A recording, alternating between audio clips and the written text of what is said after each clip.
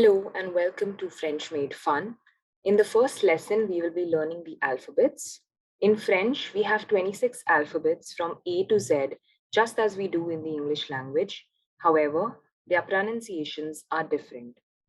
The right-hand columns specify the literal pronunciations of these alphabets, and what I want you to do is repeat them after me, beginning with A, B, C, D, A, F, G, H, E, G, K, L, M, N, O, P, Q, R, S, T, U, V, W, X, Y, Z.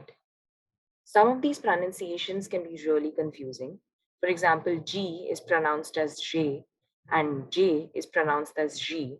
Moreover, the alphabet R in French requires you to roll your tongue. So it's air and not air. With practice, you will get the hang of it. Now, coming to the vowels. In the English language, we have 5 vowels A, E, I, O, U, whereas in French, we have 7 A, E, O, U, Ash, and Y. Well, what is the significance of vowels, you ask? In English, vowels help us decide whether a word should be preceded with a or an. Elephant, for instance, begins with the vowel E, and that is why we say an elephant and not a elephant.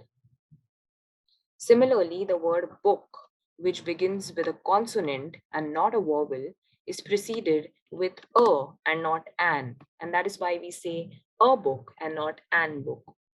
A and an are articles, and vowels help us decide which one to use where. In French, too, we have articles, which we will be learning in the forthcoming lessons, and these vowels will help us decide which one to use where. Also note that the alphabet Ash, as mentioned here, is a silent alphabet, which means that it is not pronounced when it comes at the beginning of a word. For instance, the word for a man in French is un homme, where Ash is not pronounced. This brings us to the end of lesson 1. Keep watching to keep learning. And please don't forget to like, share, and subscribe to the channel so I can keep making these videos for you.